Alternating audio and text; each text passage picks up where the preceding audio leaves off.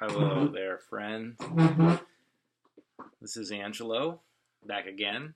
Um, Welcome to another installment of my, streaming channel on YouTube.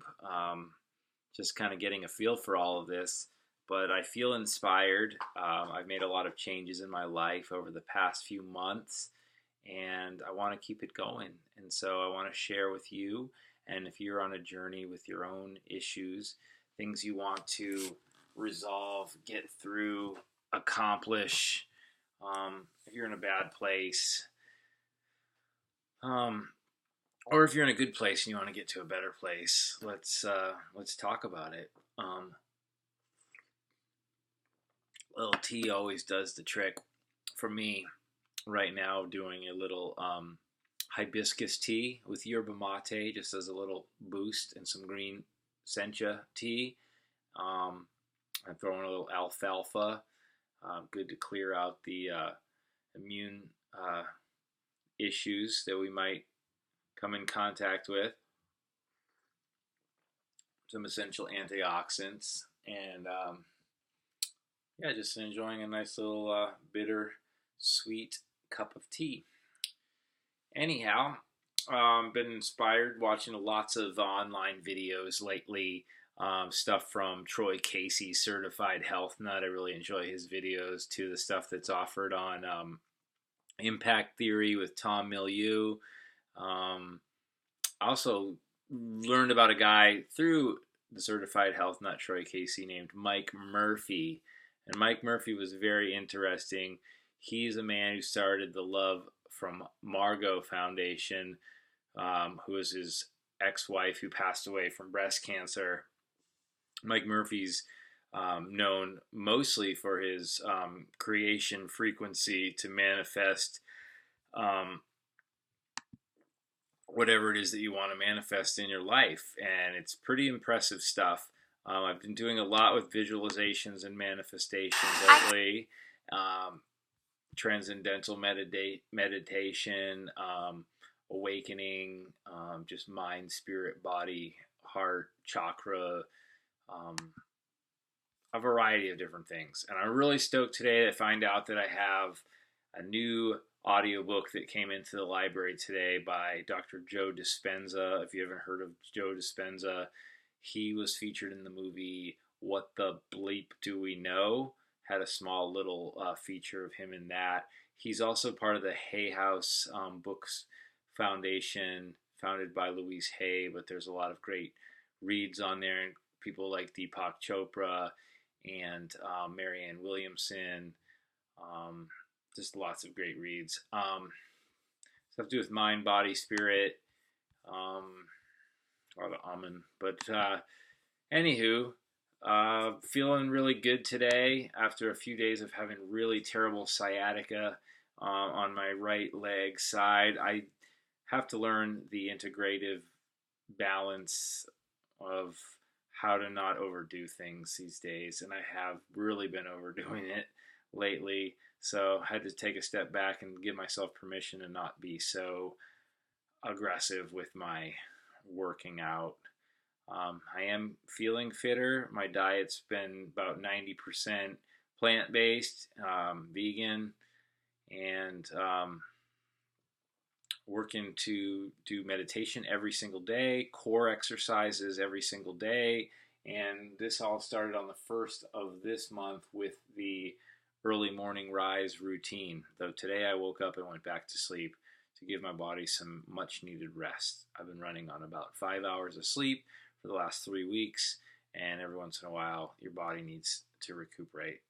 Rest is an important part of the big four that I like to call them, with a small five, I guess, involved in there. Not small, but there's a big four that I always emphasize in life, which is exercise, diet, sleep, and mindfulness. The fifth one that can be included as well, that a friend of mine talked about, was interdependent relationships. Not independent, not codependent, but interdependent. We as human beings are interdependent creatures, and we do rely on the working in harmony with other humans and other animals and plants and other vibratory um, beings on this earth in order to find ultimate success. So keeping positive, keeping strong, it's all about that, keeping your life in balance and in an integrative process, which balance can tip one way or the other. Integration usually is more fluid. So I like to think about it like that more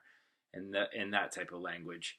Language is an important thing. What we say about ourselves and other people really plays out our destiny. So we really need to start thinking about how we are approaching our lives, what our attitudes are, and where we are coming from with our wise self. If we know that we can stand or that we are suited to improve our lives, then it is our obligation to do so and not just sit back and always take the road of least resistance. Um, I wrote down in my little journal here that I like to write ideas and try to write every day. I think it's important to clear out the, how they say, the monkey mind, or clear out your mind every day, getting things out onto paper, just so you can have more space in there for what's necessary. Move in the direction of resistance. Now, I just spoke about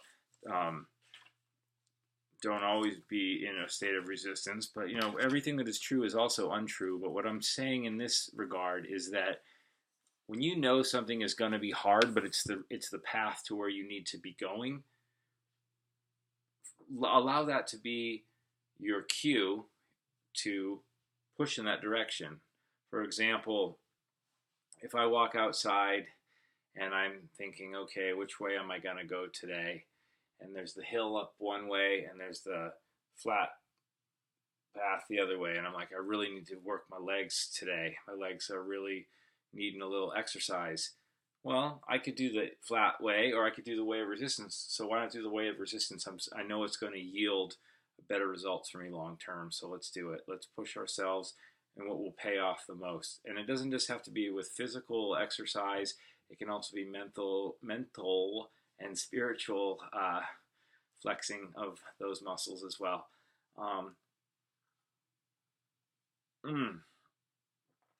I enjoy making videos because I enjoy connecting with people.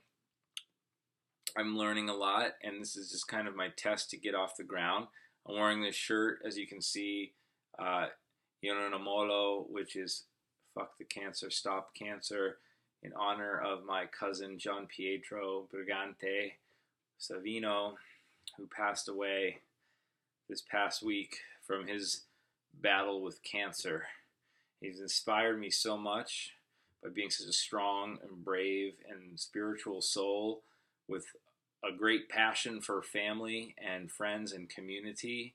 And he's even gone beyond himself to start a foundation, Ieso, Stop the Cancer, to help people in his small village of Pagoviano, Italy, near Benevento.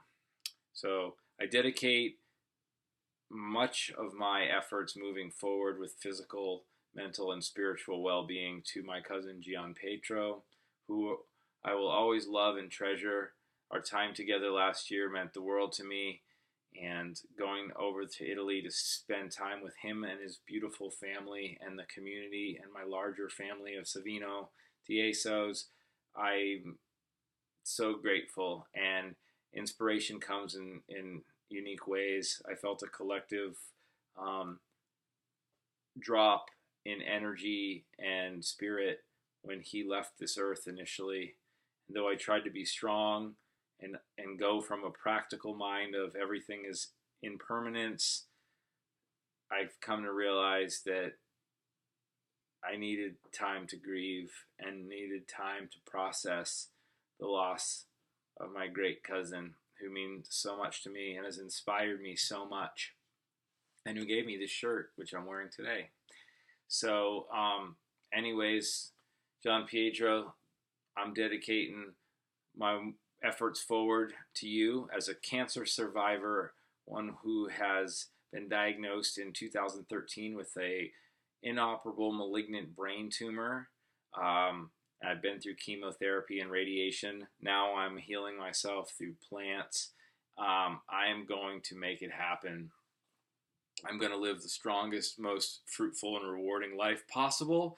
And that includes getting outside, moving around, doing what's difficult when necessary.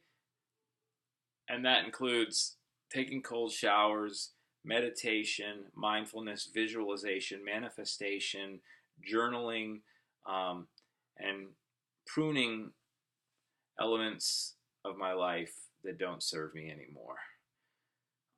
It's time for a new reprogramming of my subconscious mind that will manifest itself into my behaviors, into my language, into my every facet of my conscious world will be radically overhauled by this ongoing process of mine. My goal is to still get off of one of the medications that I'm still on for epilepsy, because I've suffered from epilepsy quite a bit, and that's how I found out that I had the brain tumor initially in 2013. It was from a series of grand mal or clonic-tonic seizures. I had 4 seizures in the matter of a 24-hour period last week, and I think a lot of that had to do with the stress surrounding the situation with my cousin, and also the energy just shifting in me and overworking my body. I did a 20-mile day, and then I did another like 10 or 11-mile day the next day afterwards. I've been going on 5 hours or less sleep. So now it's time to recoup and renew, and that is exactly what I'm going to do. So today is Sunday. It's the day of rest. I'm going to go for a little walk right now. I'm going to re-up on some more of this wonderful tea, which I'm very grateful for.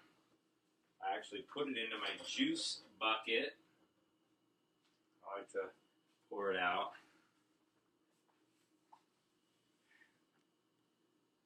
And a lot's going to change for me real soon. I can feel it. I already know a lot has changed. I've set the foundation up for some wonderful changes ahead.